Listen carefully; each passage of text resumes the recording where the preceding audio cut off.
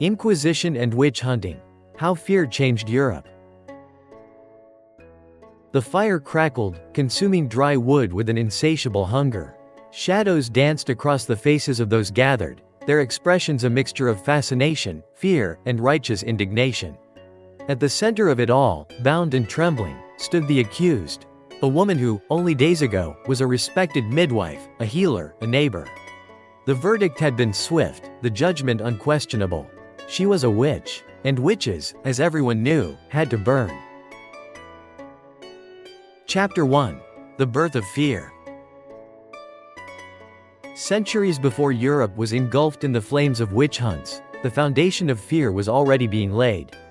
In an age of growing uncertainty, the Roman Catholic Church, faced with the rise of heresies, was determined to assert its dominance. Christianity had become the backbone of European society, but not all followed its tenets strictly. Any divergence from the official teachings of the Church was seen not just as a religious misstep but as an act of rebellion. Initially, the Church would deal with these heretics through excommunication, an exclusion from the community and a spiritual condemnation. However, as the Church's reach expanded, so did its methods of dealing with what it perceived as threats to its authority. The spark that ignited the terrifying fires of the Inquisition came with the rise of the Cathars, a religious movement that flourished in southern France in the 12th century. The Cathars rejected the material world as corrupt and embraced a dualistic worldview, believing in the existence of two opposing forces, good and evil. This ideology stood in stark contrast to the Catholic doctrine that emphasized the sanctity of the material world. The Cathars' rejection of church authority and their growing following deeply unsettled the Catholic establishment, especially as their influence spread throughout the region. The Church, already fragile from internal struggles, could not afford to allow such a movement to flourish unchecked. To counter this challenge, Pope Innocent III, one of the most powerful and ambitious popes of the time, declared the Albigensian Crusade in the year 1209. The crusade was both a military campaign and a religious cleansing, aimed at wiping out the Cathars. This brutal campaign resulted in the slaughter of tens of thousands of people, including men, women, and children, in what became a dark chapter of European history. The sheer scale of violence shocked even contemporary observers. During the siege of Béziers, a town in southern France, a papal legate famously declared, "Kill them all, God will know his own," as the massacre unfolded. In the wake of the Crusade's devastation, the Church was left to pick up the pieces, but its thirst for control was far from quenched. In response to the threat posed by heresy, Pope Gregory IX established the formal structure of the Inquisition in the year 1229. This was no longer just a matter of military campaigns, it was a systematic, institutionalized method for rooting out heresy, with inquisitors empowered to arrest, interrogate, and even torture suspected heretics. What had started as a response to the Cathar heresy soon evolved into a powerful tool of control, spreading throughout Europe, changing the course of history, and instilling a fear that would haunt the continent for centuries. Thus began a new era in which the line between spiritual and earthly power blurred, and the hunt for heretics escalated into a widespread persecution that would claim thousands of lives. The Inquisition was born from the ashes of the Albigensian Crusade, but its legacy would live on long after the flames had died down. Chapter 2. The Inquisitorial Machine. By the 14th century, the inquisitorial system had refined its methods, expanding its reach across Europe with chilling efficiency. The machinery of persecution relied on a network of informants, many of whom acted out of fear or personal vendettas rather than true religious conviction. Entire communities could be thrown into chaos by a single accusation, as panic spread like wildfire. Even the most pious individuals were not safe. A misplaced word, a misinterpreted gesture, or an unlucky association could turn an upstanding citizen into a condemned heretic overnight. As the Inquisition gained momentum, its arsenal of torturous techniques grew ever more sinister. The pear of anguish, a grotesque device inserted into the mouths of suspected blasphemers, and the Judas cradle, designed to force confessions through unbearable pain, became infamous symbols of the era's brutality. Despite the Church's insistence that torture was a necessary tool for rooting out heresy, many victims admitted to falsehoods simply to escape their torment. Yet, retraction was impossible. Once a confession was obtained, punishment was inevitable. Execution, often by burning at the stake, became a public spectacle, intended to instill obedience through fear. Even monarchs were not immune to the influence of the Inquisition. In France, King Philip the Fair exploited the institution to eliminate the powerful Knights Templar, accusing them of heresy to justify the seizure of their vast wealth. Meanwhile, in Germany and the Low Countries, inquisitors shifted their focus towards suspected witches, intertwining religious persecution with the growing fear of diabolical influence. The infamous Malleus Maleficarum, written in the late 15th century, would soon fan the flames of witch-hunting hysteria, turning suspicion into deadly certainty. Despite its horrors, the Inquisition was not without its critics. Some scholars and clergymen questioned the morality of coerced confessions and the legitimacy of accusations based on dubious evidence. Yet, their voices were often drowned out by the overwhelming tide of fear and fanaticism. As the centuries progressed, the Inquisition would only tighten its grip, proving that terror, once unleashed, was difficult to contain. Chapter 3. The Rise of the Witch Hunts.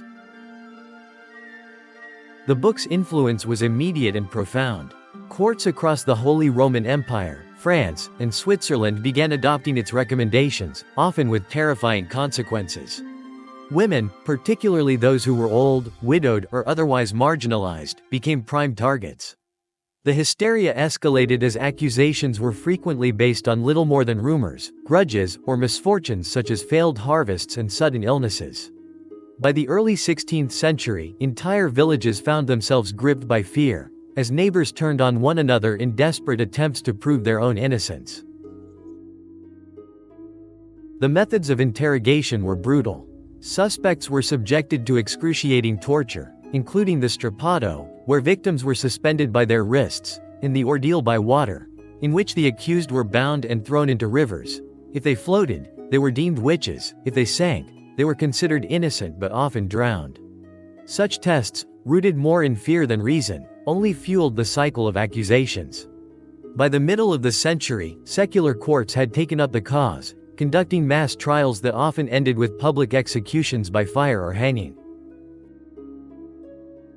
The height of the hunts arrived in the late 16th and early 17th centuries, with thousands of executions across Europe. The German state saw some of the most extreme cases, with Bamberg and Würzburg becoming infamous for their large-scale trials, where even clergy and nobility were not safe from suspicion. Meanwhile, in Scotland, the passing of the Witchcraft Act in 1563 led to a surge of witch trials, often based on confessions extracted under duress. The fear of witches, fueled by religious and political instability, turned once peaceful communities into battlegrounds of paranoia. Yet, as the 17th century progressed, skepticism began to take hold. Thinkers of the Enlightenment, along with legal scholars, started questioning the legitimacy of witch trials. The infamous case of the Salem witch trials in the New World in 1692, though far removed from Europe, served as a final warning of the dangers of mass hysteria. By the early 18th century, witch trials had largely faded, leaving behind a dark legacy of fear, injustice, and the dangers of unchecked superstition. Chapter 4. The Peak of the Madness. By the 16th and 17th centuries, the hysteria surrounding witchcraft had reached unprecedented levels, fueled by religious paranoia, political instability, and deeply rooted superstitions. The printing press, a relatively new invention, spread lurid tales of demonic pacts and heretical sabbaths across Europe, further stoking the flames of fear. In towns and villages, mass trials became spectacles, with public executions serving as grim warnings to any who might defy the rigid moral order of the time. Torture chambers echoed with the screams of the accused, their confessions extracted through unbearable pain. One of the most infamous episodes unfolded in the prince-bishoprics of Würzburg and Bamberg, where the flames of persecution burned with merciless intensity. The trial of Johannes Junius, the mayor of Bamberg, stands as a haunting testament to the cruelty of the era. Despite his esteemed position, he was stripped of dignity, subjected to the brutal strappado, and coerced into denouncing others. In a heartbreaking letter smuggled to his daughter, he described the agony of his forced confession, knowing that his words would condemn innocent souls to the same fate. This tragic cycle of accusation and execution spread like wildfire, consuming entire communities. Across the English Channel, Matthew Hopkins, the self-proclaimed witch-finder general, took advantage of the social chaos of the English Civil War to conduct his ruthless campaign. Armed with a twisted interpretation of scripture and a keen sense of profit, he scoured the countryside, his trials resembling macabre performances. The infamous swimming test exemplified the madness. If the accused floated, they were branded witches and executed. If they sank, they were declared innocent but often drowned before they could be saved. Hopkins' reign of terror lasted only a few years, yet his methods inspired witch hunters for generations. Even as the executions continued, skepticism began to creep into intellectual circles. Some legal scholars and philosophers, horrified by the bloodshed, started questioning the validity of the trials. The writings of thinkers like Friedrich Spee, a Jesuit priest who had witnessed the injustices firsthand, warned that the real crime was not witchcraft but the blind fanaticism that fueled the persecutions. However, it would take decades before reason triumphed over fear, and by then, tens of thousands had perished in the name of purging evil. Chapter 5. The Slow Death of the Fire. By the late 17th century, skepticism about the witch hunts began to grow. In places like the Dutch Republic and France, legal reforms made it harder for accusations to lead to executions. Courts started demanding stricter evidence, and the reliance on spectral proof, dreams and visions as testimony, was gradually dismissed. The Enlightenment, with its emphasis on reason and scientific inquiry, played a significant role in debunking the myth of widespread witchcraft. Leading intellectuals, such as Voltaire and John Locke, ridiculed the notion that supernatural forces controlled human affairs. One of the most famous cases signaling the decline was the Salem witch trials in the American colonies. Though outside Europe, this event showcased the absurdity and hysteria that had driven the witch hunts to their extremes, as over 20 people were executed based on little more than mass paranoia. By the early 18th century, most European governments had abandoned witch trials, recognizing them as relics of fear rather than justice. Even the Catholic Church, once a major force in prosecuting heresy, distanced itself from the idea that witches were a true threat. The last known execution for witchcraft in Europe occurred in Switzerland in 1782, when Anna Goldie was sentenced to death, long after most of the continent had turned away from such brutality. Ironically, by then, many Enlightenment thinkers considered belief in witches itself a form of ignorance, a remnant of medieval superstition. The very laws that had once condemned thousands were quietly repealed, leaving behind only the scars of a dark chapter in history. The stakes and pyres, once symbols of religious and social control, became shameful memories. Yet, the fear that had fueled the witch hunts did not vanish, it merely changed form, finding new targets in different eras. Chapter 6. The Legacy of Fear. Though the fires of the Inquisition and witch hunts eventually burned out, their legacy lingers like the echoes of distant screams carried by the wind. For centuries, fear had been weaponized, twisting faith into fanaticism and law into an instrument of terror. The bodies may have turned to ash, but the specter of persecution never truly vanished. In courts, in newspapers, in the ruthless court of public opinion, the ghosts of past injustices whisper still. The fear-driven persecution of the other remains a potent force in society, evolving with each new era. In medieval Europe, women who defied social norms, healers who practiced forgotten remedies, and those who simply lived on the fringes became the prime targets of hysteria. Today, the faces have changed, but the pattern remains. Masses inflamed by suspicion, authorities eager to punish dissent, and those caught in the storm left with no voice to plead their innocence. The infamous witch trials of the late 16th and early 17th centuries bear an eerie resemblance to modern-day political purges and digital witch hunts, where a single accusation can ruin a life. Understanding this past is not merely an academic exercise. It is a warning, a reminder that fear, when wielded by those in power, can turn neighbors into enemies, justice into cruelty, and belief into an instrument of destruction. The Spanish Inquisition, once a relentless machine fueled by religious orthodoxy, used confession under torture as a tool to condemn thousands. The Salem trials in the late 17th century proved how swiftly paranoia could dismantle a community. And now, in the age of instant communication, outrage spreads faster than ever, often without proof, leaving irreversible damage in its wake.